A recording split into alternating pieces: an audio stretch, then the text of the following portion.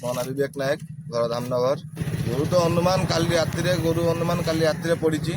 ସକାଳୁ ସକାଳୁ ଆମ ଛୁଆକି ଦେଖିକି ଆମକୁ ଖବର କଲେ, ଆମେ ସେଠୁ ଆସିକି ପହଞ୍ଚିଲୁ। ଦେଖିଲୁ ଏଇ ଅବସ୍ଥାରେ ଗୋଡ଼ରୁ ମୁଣ୍ଡ ବନ୍ଧା ହେଇଛି, ମୁଣ୍ଡ ବାନ୍ଧି ତାକୁ ପକେଇଛନ୍ତି। କ'ଣ ହବ ଏଠି? ପର ରାତି ମାନେ ପ୍ରଶାସନର ଏଠି ବହୁତ ଭୁଲ।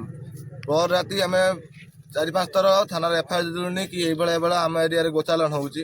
ତାପରେ ବି ପ୍ରଶାସନ କିଛି ବୁଝୁନି। ମନ୍ତ୍ରୀଙ୍କ ପାଖକୁ ବି ଯାଇକି କହିଛୁ, ସେ ବି କିଛି ବୁଝିଲେନି। କହିଲେ ଆମର ଗୋଶାଳା ନାହିଁ ତ ଆମେ କ'ଣ କରିବା? ତା ବୋଲି କ'ଣ ଆମେ ଛାଡ଼ି ଦିଅନ୍ତୁ, କାଟିକି ଖାଆନ୍ତୁ? ମନ୍ତ୍ରୀ କହିଲେ ଆମର ଗୋଶାଳା ହେଲା ପରେ ଯାହା କରିବା। ତା ପୂର୍ବରୁ ଡେଲି ଯେଉଁ ଗୋମାତା ଯାଉଛନ୍ତି, ଡେଲି ଯେଉଁ ଚାଲାଣ ହେଉଛି, ସେଟା ଆମେ କ'ଣ କରିବୁ? ସେ କ୍ୱେଶ୍ଚନର ଆନ୍ସର ଆମେ ପାଇଲୁନି ମନ୍ତ୍ରୀଙ୍କ ପାଖରୁ। ପୂର୍ବରୁ ସୂର୍ଯ୍ୟବଂଶୀ ସୁରଜ ବାବୁଙ୍କୁ ଆମେ ଜଣେଇଛୁ ଏ କଥା। କ'ଣ କହିଲେ? ସିଏ କହିଲେ କି ଆମର ଗୋଶାଳା ନାହିଁ, ଆମେ କ'ଣ କରିବା? ତା ମାନେ କ'ଣ ଆମେ ଏଇଭଳିଆ ଛାଡ଼ିଦେବା? ଏଇଭଳିଆ ଗୋଚାଲାଣ ହେଉଥିବ, ଆମେ ଦେଖିକି ଆମେ କ'ଣ ଚୁପ୍ ବସିବୁ? ଦିନରେ ବନ୍ଦ କରିଦେଲୁ। ଦିନରେ ଛୁଆ ସବୁ ପାଠ ପଢ଼ୁଛନ୍ତି, କିଏ କ'ଣ କାମରେ ବ୍ୟସ୍ତ ରହୁଛନ୍ତି। ତ ଦିନରେ କଷ୍ଟେ ମଷ୍ଟେ ଛୁଆ ଲାଗିବାତି ବନ୍ଦ କରିଦେଲେ। ଗୋଚାଲାଣ ଦିନରେ ପୁରା ବନ୍ଦ ହେଲେ, ଏବେ ସେ ରାତିରେ ଗାଡ଼ି ଲଗେଇ ଉଠଉଛନ୍ତି। ପେଟ୍ରୋଲିଂ ବ୍ୟବସ୍ଥା କେମିତି ଅଛି ଏଠି? ପେଟ୍ରୋଲିଂ ବ୍ୟବସ୍ଥା କିଛି ନାହିଁ। ରାତିରେ କିଛି ଏପଟକୁ କେହି ହିଁ ଆସୁନାହାନ୍ତି।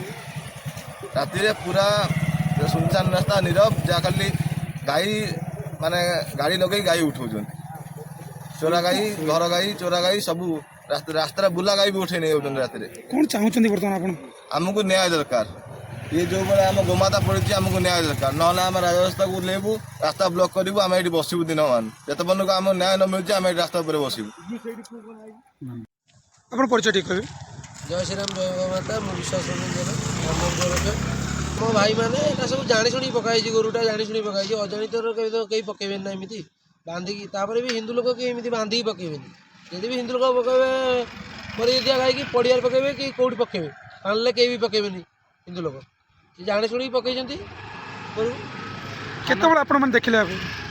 ଆମ ଛୁଆ 7ଟା 8ଟା ବେଳେ ଦେଖିଲୁ। ଆମେ ଥାନାକୁ ଖବର ଦେଇଥିଲେ? ଆମେ ଖବର ଦେଇଥିଲୁ, ଥାନା ଗାଡ଼ି ବି ଆସିଛି। କ'ଣ କହୁଛନ୍ତି ଥାନାବାଲା? ଥାନାବାଲା କହୁଛନ୍ତି ଗୋରୁକୁ ଉଠେଇକି ପୋତି ଦେବା ଫାଷ୍ଟ, ତାପରେ ଇଏ କରିବା। ଗାଈଟା ଆସିଲା କେମିତି ଏଠି?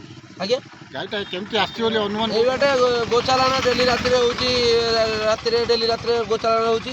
ଗୋରୁ ବି ଚୋରି କରୁଛନ୍ତି। ରାସ୍ତାରେ ଯେଉଁ ଶୋଇଥିବା ଗୋରୁକୁ ଚୋରି କରୁଛନ୍ତି। ଯେଉଁ ଗୋଚାଲାଣ ହେଉଛି